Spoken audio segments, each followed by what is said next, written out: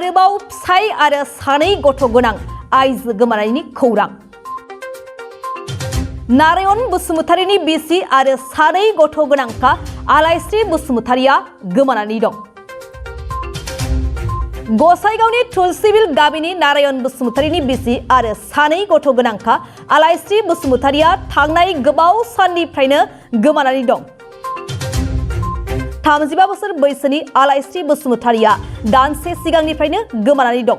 बे समाव सानै गथ' आरो आंगो फिसाया आलायस्रि बसुमतारीखौ नागिरनानै हालाय हाफाय जागासिनो। फिसाया फोरमायनाय बादिब्ला दान मोनसेनि सिगाङावनो बिनानावनि न'आव आलासि जानो थांनायनि उननिफ्रायनो न' फारसे दिनैसिम गिदिंनानै फैफिनाखै। जेरावबो खौरां लाबाय, नाथाय दिनैसिम जेबो खौरां गैया।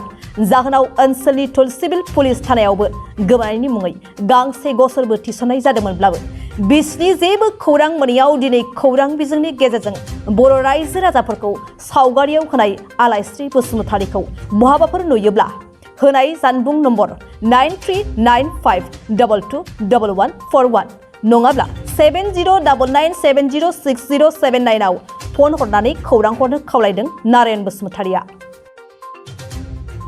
आंनि मुङा नारायण बसुमतारी।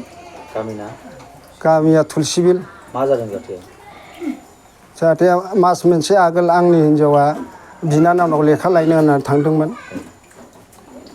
बेनि उनाव दासिमबो आं बुरायनानै फैफिनाखै आरो दासिमबो खबरानो गैया।